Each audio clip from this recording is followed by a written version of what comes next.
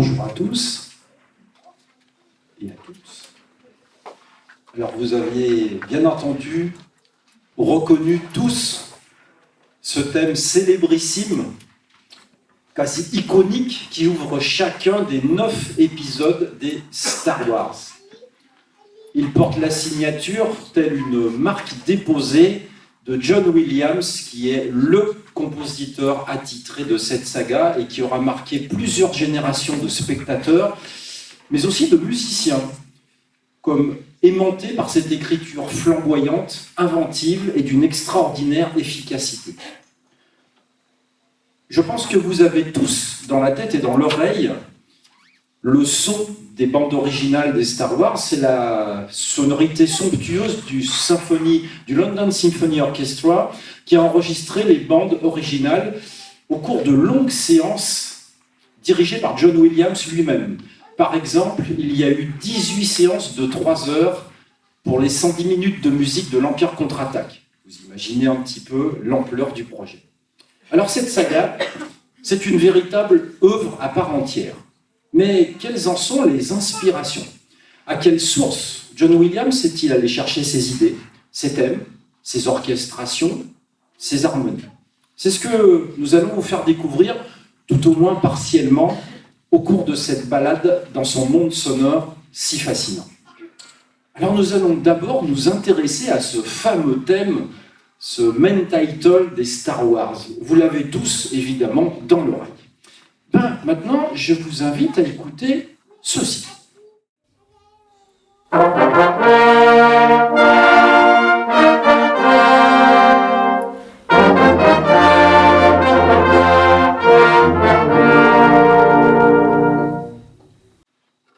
Vous entendez que c'est vraiment très similaire quand même. Surtout au début, on a exactement le même appel.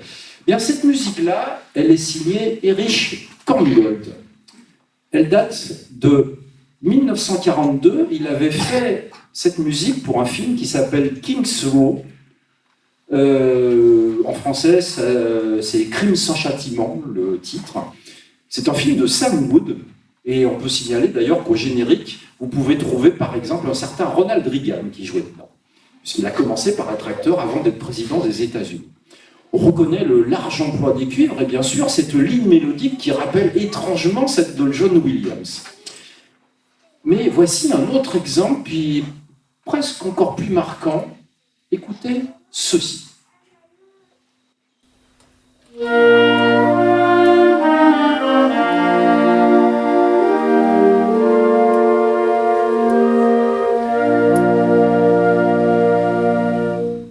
avez entendu cette ligne mélodique? C'est exactement la même mélodie que celle du main title. Et là, nous sommes carrément au 19e siècle. Nous sommes avec l'un des plus grands compositeurs d'opéra qui s'appelait Puccini. Ça, c'est la fin de l'intermezzo de Manon Lescaut. Ça date de 1893. Alors ici, le caractère est très différent. Vous avez vu, c'est un caractère tendre, intimiste. John Williams l'a transformé en une musique héroïque et épique. Cette musique, elle va chercher sa source dans un univers sonore qui lui est cher. C'est le romantisme allemand. Prenons par exemple Richard Strauss. Écoutez l'introduction que tout le monde connaît. Vous allez voir, vous allez reconnaître ça très rapidement de « Ainsi parlait Zarathustra ».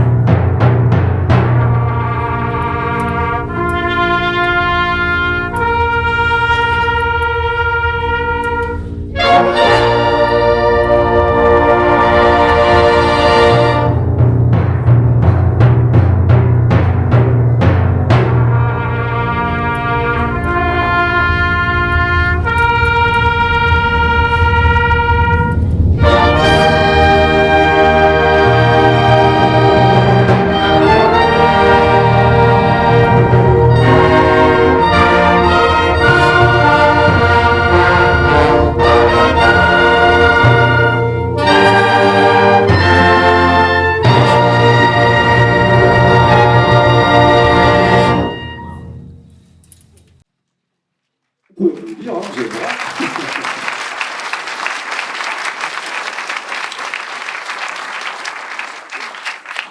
Ah, vous connaissez tout ça, on a déjà tous entendu ceci des dizaines de fois. Vous reconnaissez la solennité et l'emphase de cette ouverture, qui est clairement dans la même esthétique que notre thème principal. Eh bien ici, nous sommes en 1896, vous voyez bien avant les Star Wars. Cette musique, vous pouvez la retrouver dans 2001, Odyssée de l'espace. C'est un film de Stanley Kubrick. Lui, il avait construit la totalité de sa bande originale sur des musiques classiques originales, incluant même le célèbre Beau d'Adune Bleu, une valse de Johann Strauss II. Johann Strauss qui est sans aucune parenté avec Richard Strauss, c'est un nom assez courant en Allemagne et en Autriche. Mais le romantisme allemand, il est avant tout incarné par un compositeur dont l'héritage est immense. Il s'agit de Richard Wagner. Son influence est on ne peut plus palpable chez John Williams. Écoutez par exemple ce thème, majestueux et puissant.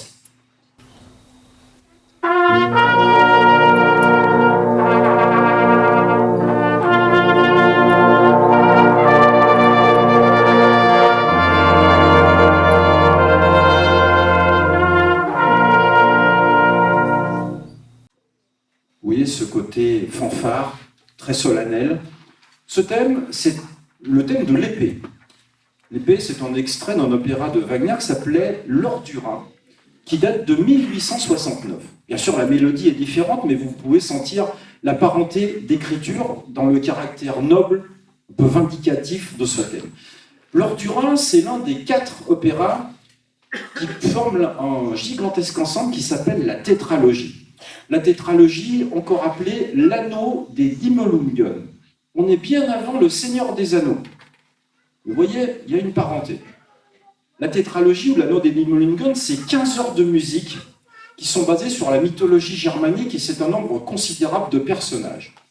Alors, pour s'y retrouver, Wagner a utilisé un procédé bien spécifique qu'on appelle le leitmotiv. Il consiste à attribuer à un personnage ou même à un objet particulier, comme ici l'épée, un motif musical qui va le représenter tout au long de l'œuvre. Le thème de l'épée en est donc un exemple.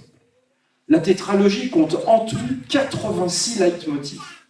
Bien, John Williams va reprendre à son compte ce procédé afin d'identifier aisément les personnages, qu'ils soient à l'écran ou qu'ils soient en filigrane.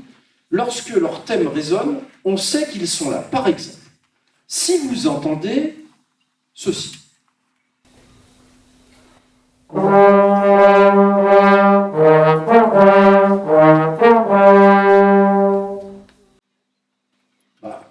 Même si vous ne le voyez pas à l'écran, vous savez que quand vous entendez ça, il y a Dark Vador qui rôde dans les parages.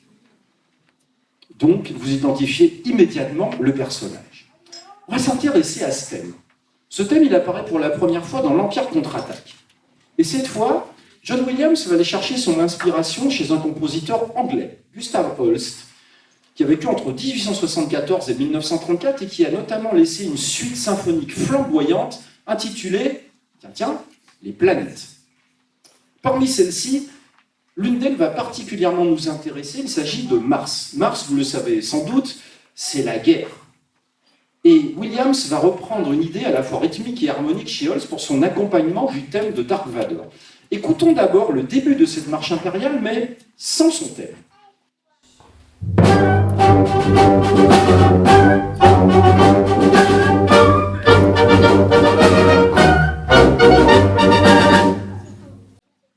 Retenez bien cet accompagnement. Vous avez vu, c'est vindicatif, c'est un peu impitoyable, il y a une certaine allure de bulldog. Maintenant, nous allons ajouter le thème.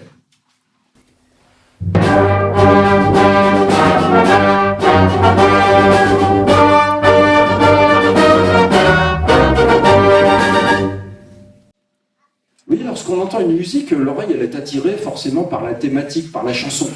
Mais c'est intéressant souvent d'aller creuser, qu'est-ce qui se passe en même temps, comment on accompagne ça. Vous avez entendu cette rythmique.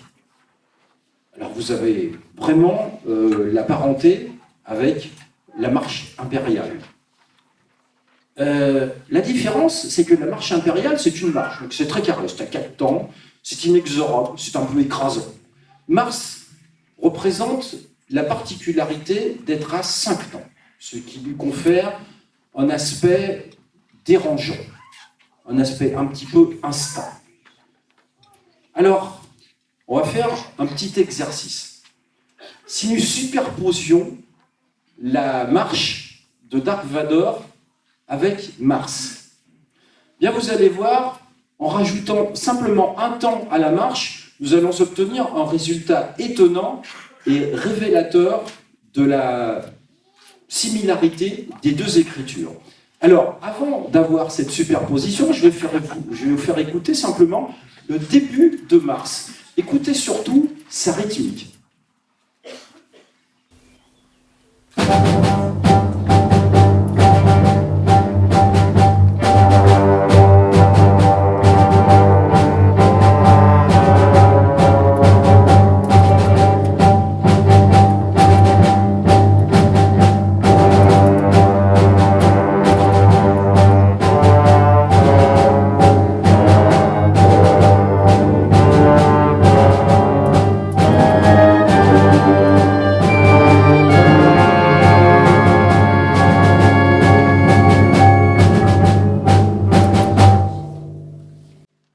Vous entendez, c'est la même atmosphère entre la marche impériale et ce truc-là qui est extrêmement menaçant, très sombre. Alors, comme je vous le disais, maintenant, on va faire un petit exercice de style. Alors, Philippe nous a bricolé quelque chose, vous allez voir, c'est absolument fantastique, ça marche très très bien. On va superposer la marche impériale et Mars. Et vous allez voir, ça se superpose parfaitement. Écoutons ça.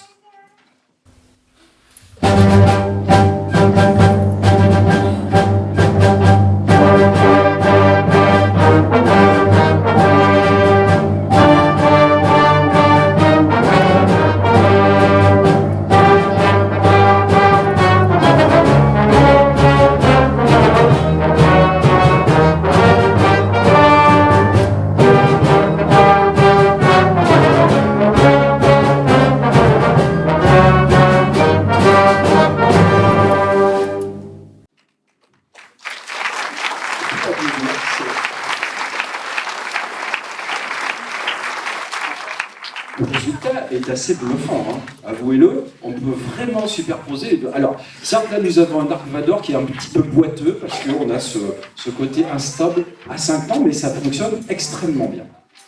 Alors maintenant, un autre clin d'œil de John Williams, un des grands compositeurs du passé, nous pouvons le trouver dans le thème triomphal de la salle du trône. C'est le thème qui marque la célébration de la victoire de la rébellion dans l'épisode 4, Un nouvel espoir. Alors on va l'écouter d'abord pour se remettre en mémoire ce thème. Vous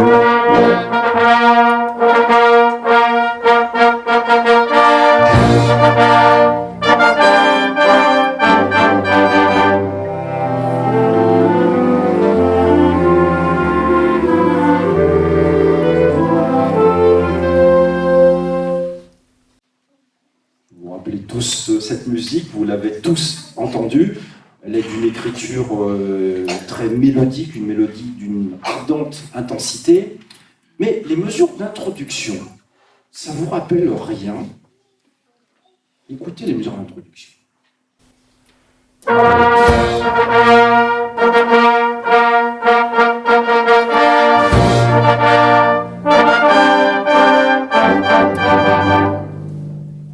Peut-être comme ça, vous ne retrouvez pas, mais vous allez voir, quand je vais vous le mettre en face d'autre chose, ça va vous évoquer irrésistiblement l'introduction d'une autre musique qui est aujourd'hui très très familière à nos oreilles, puisqu'on trouve ça dans quasiment toutes les cérémonies de mariage. Il s'agit de la marche nuptiale de Mendelssohn. Écoutez un petit peu.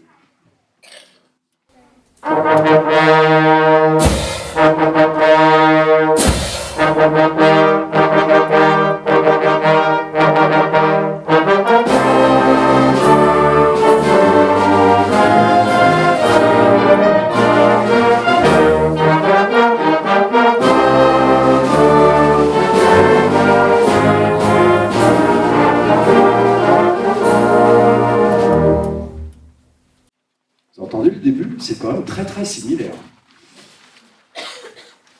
Alors, une autre source maintenant. toujours issu du 19e siècle. Le 19e siècle, vous savez, c'est le siècle du romantisme, que ce soit en musique, en littérature, dans les arts plastiques. Jusqu'ici, nous vous avons fait entendre de courts extraits des compositeurs qui ont été en quelque sorte sollicités par John Williams pour ses inspirations. Parfois juste quelques notes, pour illustrer notre propos. Mais maintenant, nous allons prendre le plaisir et le temps de savourer un passage entier pour apprécier à sa juste valeur la maîtrise extraordinaire dont faisaient preuve ces grands maîtres pour écrire leurs textes et leurs compositions. Voici un chœur. Ce chœur il est signé Richard Wagner. Il s'agit d'un opéra intitulé Tannhäuser. Il s'agit du chœur des pèlerins, extrait de Tannhäuser. Les pèlerins, alors l'arrivée de ces gueux, ce sont les pèlerins sur scène qui est lente et progressive, est un moment fort et épique dans cette œuvre de Wagner. Voici à quoi servent les pèlerins qui passent par là. Ils apportent l'invitation au voyage, non pas à Saint-Jacques, mais à Rome. Avec eux, Tannhäuser ira acquérir auprès du pape la rédemption qui lui permettrait de finir sa vie en paix. Il reviendra déçu. Le pape n'a pas le pardon facile. Les paroles du début de ce chœur sont celles-ci. « Je puis maintenant contempler avec bonheur, ô ma patrie, et saluer joyeux ces plaines charmantes. Après avoir, en chrétien fidèle, accompli ce pèlerinage vers Dieu, je vais laisser reposer mon bâton de pèlerin. »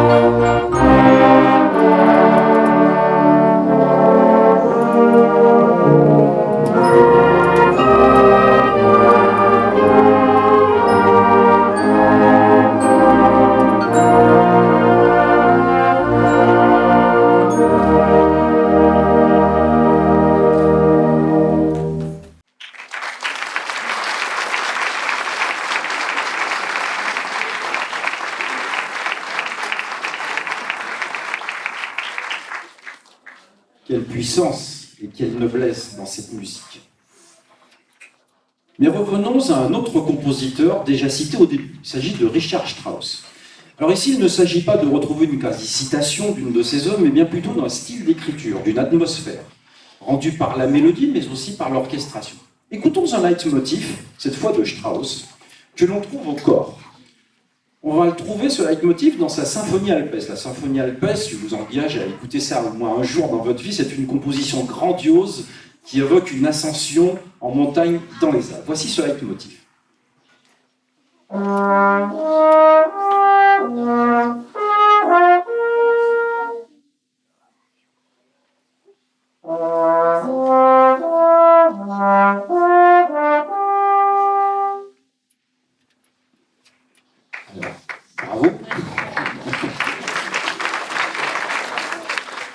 On peut l'applaudir. C'est très difficile de jouer comme ça tout seul. Un exemple au milieu du silence. Alors, vous avez vu, il y a beaucoup d'espace. On peut presque sentir l'air pur dans ce motif court mais évocateur. Alors, on va maintenant entendre le motif de corps, toujours, mais cette fois-ci qui ouvre Jurassic Park.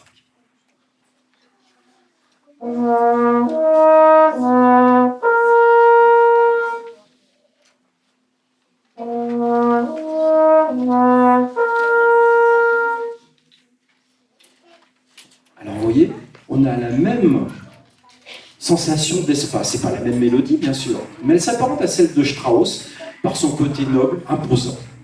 Pour illustrer ces gigantesques animaux qui parcourent le parc, Williams déploie une musique élégante, ondoyante, d'une certaine majesté, qui, si vous prenez la peine d'écouter la symphonie alpestre, n'est pas sans rappeler certaines inflexions de Richard Strauss.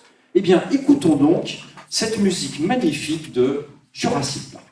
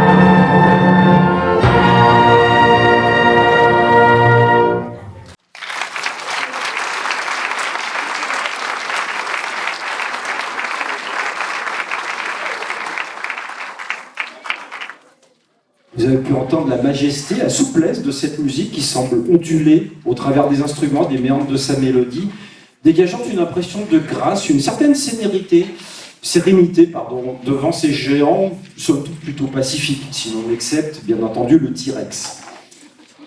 Mais également, on a une impression de puissance et d'espace. Mais revenons à Star Wars. Intéressons-nous maintenant au thème d'amour entre Han Solo et la princesse Leia. Écoutons ce thème qui puise son inspiration, vous allez le voir chez un autre grand compositeur. Écoutons donc d'abord ce thème.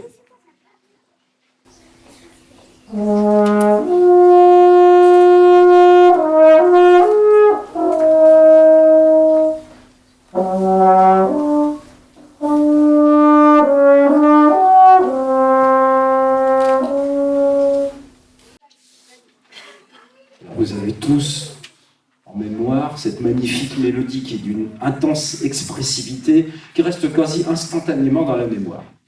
Bien, nous allons la rapprocher d'un autre thème, toujours intensément romantique, que je vous propose maintenant d'écouter.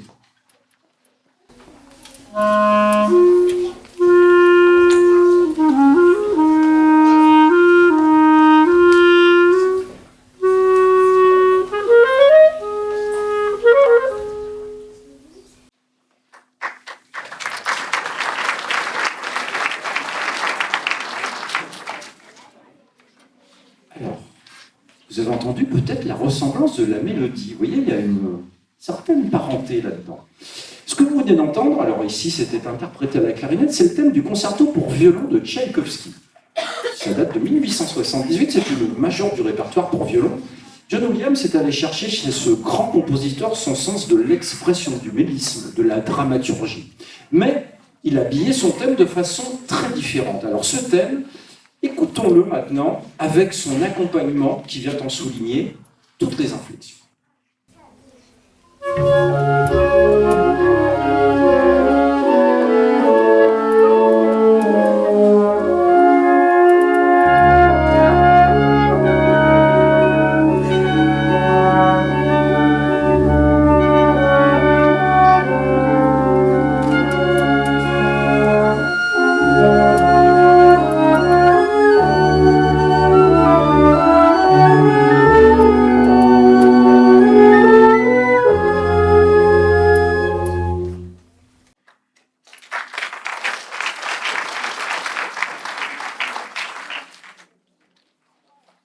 Évidemment, nous avons tous dans la mémoire cette mélodie. Alors, dans les épisodes plus récents de Star Wars, nous rencontrons deux personnages essentiels. Il s'agit de Rey et de Kylo Ren. Rey, c'est en réalité la petite fille de Palpatine, alias Dark Sidious, le seigneur Sith de la saga originale, revenu d'entre les morts pour faire renaître l'Empire de ses cendres. Si c'est Kylo Ren qui lui apprend la nouvelle, l'empereur déchu lui-même confirme cette parenté. C'est donc un personnage complexe, tourmenté, que va devoir incarner la musique. Écoutons ce que dit John Williams du thème de Rey. Il dit « C'est un défi intéressant, car ça n'évoque en aucune façon un thème d'amour. Ça évoque une aventurière, avec une grande force. Elle est une combattante, imprégnée de la force. Et ça devait être quelque chose de puissant, mais aussi d'attentionné. Ce thème possède un double visage. Vous allez voir, d'abord un aspect assez clair et volontaire, à la fois avec un rythme presque dansant, qui n'est pas sans évoquer le compositeur tchèque Dvorak. Écoutons cette fois-ci les saxophones.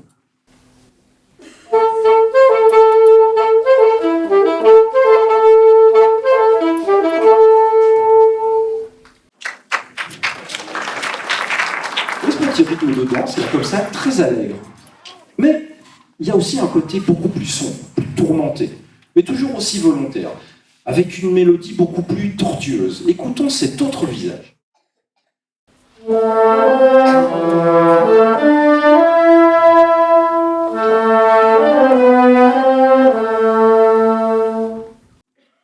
Vous entendez la grande différence entre ces deux visages, hein?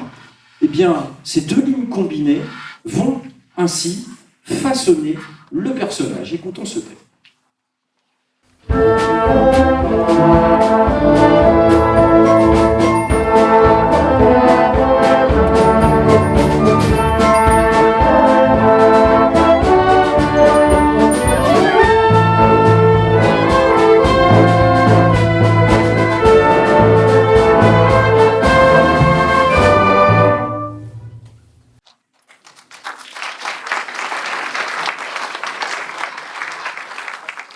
à Kylo Ren, qui est le fils de Han Solo et de Leia, qui finira par tuer le père, sa figure torturée est illustrée par une mélodie complexe, changeante, étrange, sombre, qui naît dans les tréfonds de l'orchestre. C'est une mélodie instable, elle est à 7 temps, c'est très bizarre.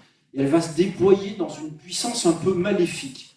Écoutons l'arrivée de Kylo Ren à la bataille.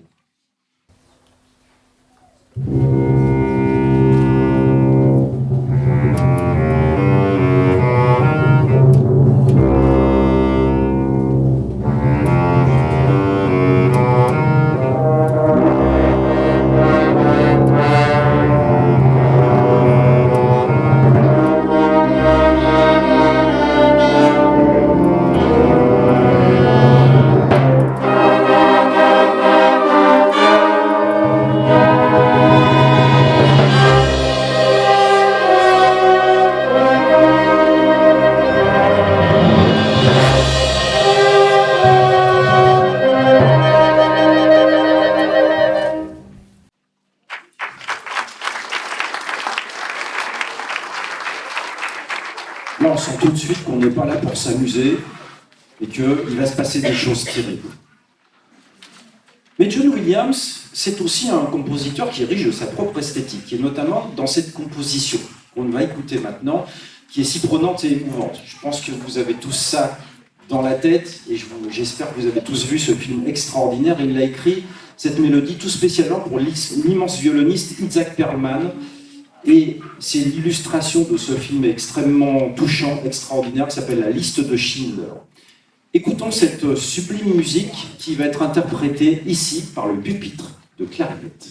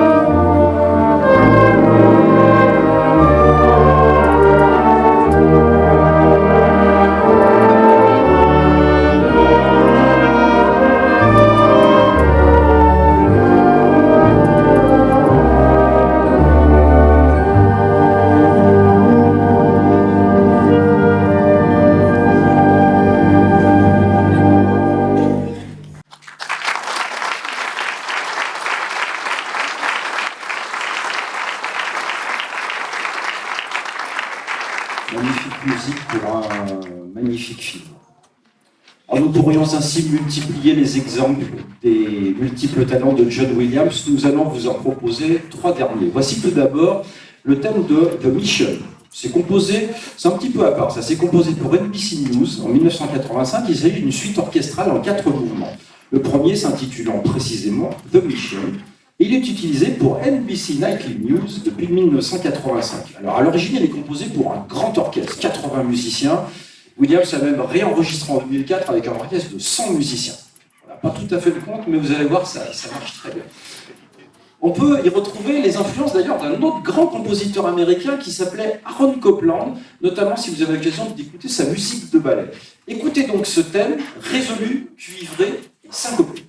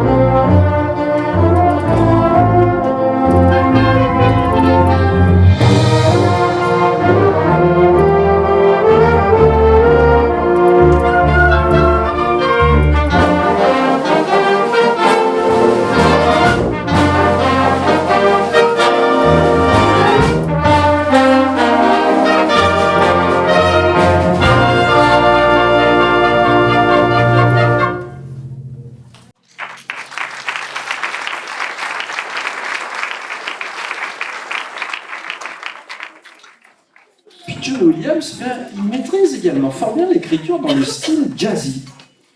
Nous revenons ici à Star Wars avec ce thème très rythmé, un peu dans un style de ragtime, qui est délicieusement décalé dans le film de 1977, toujours New Hope, où Han Solo, vous avez peut-être la scène dans la mémoire, Han Solo se retrouve dans une taverne plus ou moins bien fréquentée. Voici donc Quand il apparaît.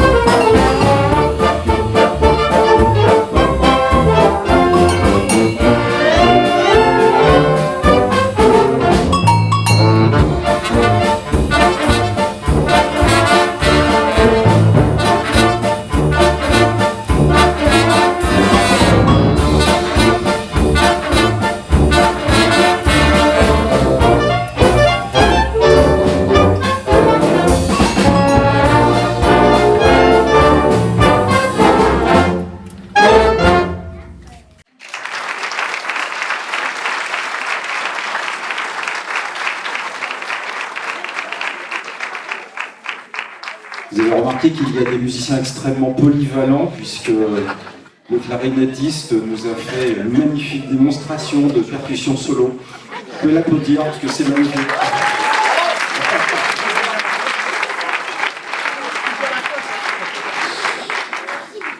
Ah, maintenant, on va changer complètement de style et on va retrouver le compositeur classique et si inventif avec cette musique enlevée, légère et un peu entêtante, qui regarderait plutôt vers la musique d'Europe centrale sous la forme d'un concerto pour clarinette. Il s'agit de la musique composée en 2011 pour le film Le Terminal, c'est avec Tom Hanks, et qui est intitulé Victor's Tale. Écoutez cette magnifique musique avec en soliste la Juilliard à la clarinette.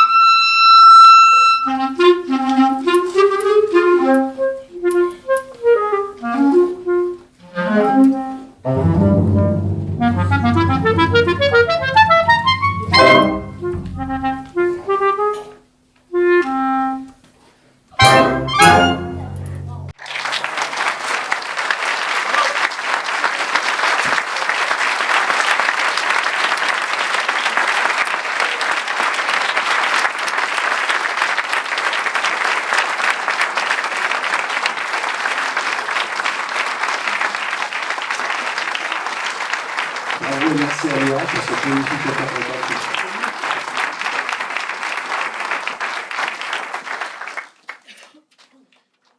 Alors vous savez, John Williams n'est pas le seul, loin s'en faut, à s'être inspiré des grands compositeurs du passé.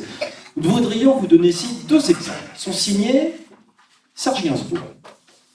Grand connaisseur du répertoire classique, il s'est inspiré, par exemple, pour l'une de ses plus célèbres chansons, mais écoutons d'abord cet extrait.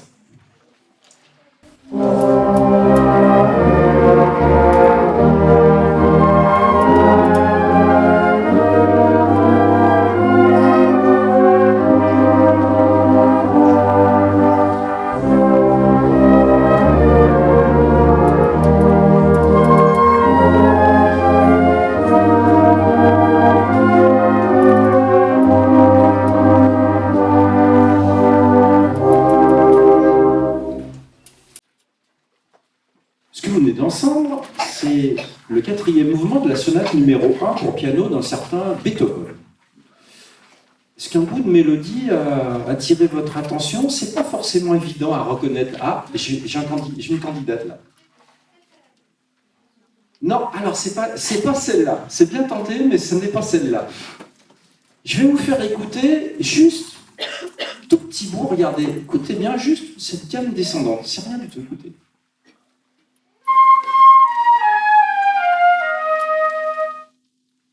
Est-ce que vous avez une idée de la chanson?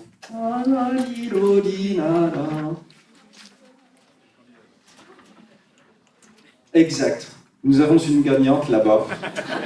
Absolument. Ce petit bout de gamme, eh bien, il va donner la ligne à l'une des plus célèbres chansons de Serge Gainsbourg, Poupée de cire, poupée de son, qui vaudra à France Gall une victoire à l'Eurovision, mais c'était sous les couleurs du Luxembourg et pas de la France.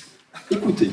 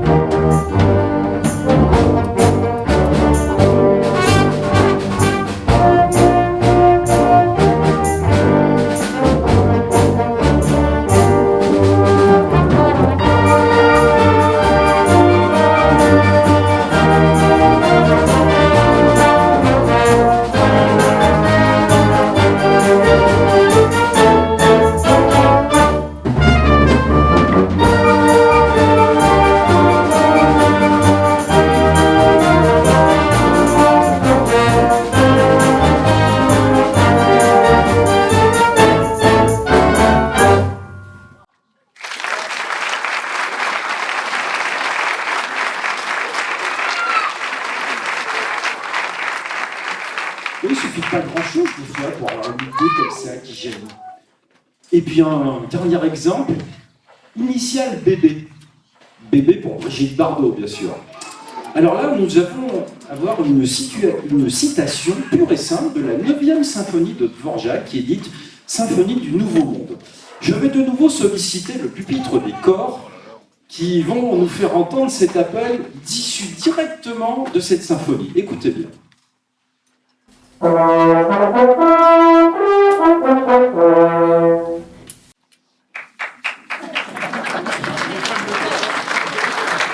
ont du boulot, on peut les remercier.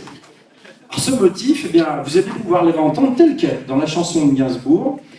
Alors, pour bien vous faire saisir cette citation, encore un collage réalisé avec maestria par Philippe Constant, ici présent, qui a fait un petit collage avec d'abord un extrait de la symphonie, puis ensuite la chanson. Si vous êtes juste un minimum attentif, vous allez le repérer très facilement.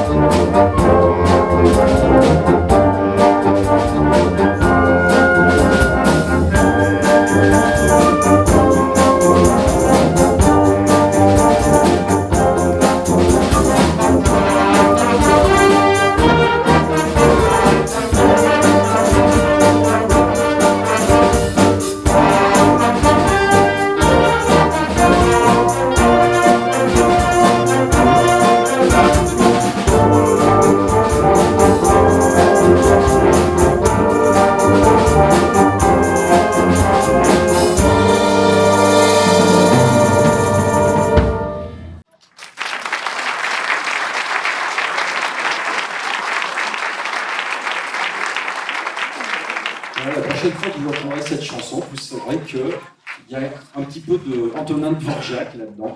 Chez Gainsbourg, on pourrait en prendre plein. Il y a du Chopin, il y a beaucoup de choses. Alors la conclusion, en quelque sorte, de tout ceci, c'est que l'art de recycler les thèmes, de s'inspirer des autres compositeurs, c'est en réalité un enrichissement progressif au fil des années, voire des siècles. Jean-Sébastien Bach, Vivaldi, n'hésitaient pas à s'emparer quelquefois même d'un concerto entier d'un autre compositeur qu'ils avaient entendu et apprécié pour le refonder, le réécrire à leur façon. Bach lui-même se resservait souvent de ses propres thèmes pour les innombrables messes et autres passions qu'il avait écrire quasi chaque semaine. Au fil des siècles, nous pouvons trouver beaucoup d'exemples d'idées piochées à d'autres, y compris par les plus grands. Mendelssohn, Schumann, Brahms ont emprunté à Bach des chorales.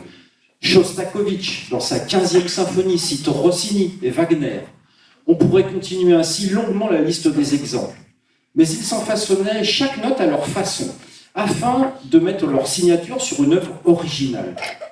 John Williams, il s'inscrit dans cette longue tradition. Sa connaissance exceptionnelle du répertoire, de la façon d'harmoniser, d'orchestrer des grands maîtres, lui ont conféré cette maîtrise remarquable dans l'art du « à la manière de », qui requiert une virtuosité d'écriture de haute volée. Donc nous avons vu Wagner, Strauss, Holst, mais on pourrait aussi évoquer Stravinsky. Écoutez par exemple la musique des dunes de Tatooine dans l'épisode 4 et le second tableau du Sacre du Printemps. Vous allez voir, c'est absolument extraordinaire de ressemblance. Le thème de l'Alliance rebelle et puis les appels de trompette de l'apprenti sorcier de Paul Dukas, etc. Ces compositeurs majeurs qui ont été ses inspirateurs ont eux aussi quelquefois puisé leurs idées chez leurs aînés. La bande originale des Star Wars était une commande de George Lucas, qui à l'origine voulait plutôt puiser comme Kubrick en 2001 dans le répertoire et le réservoir inépuisable de la musique classique. Mais finalement, et sur le conseil entre autres de Spielberg, il a rencontré John Williams. Et ainsi naquirent ces musiques qui sont désormais dans le patrimoine mondial et qui, gageons-le, resteront encore longtemps dans les mémoires de nombreuses générations. Alors pour finir, eh bien, écoutons maintenant cette Star Wars saga vous allez y retrouver tous ces personnages.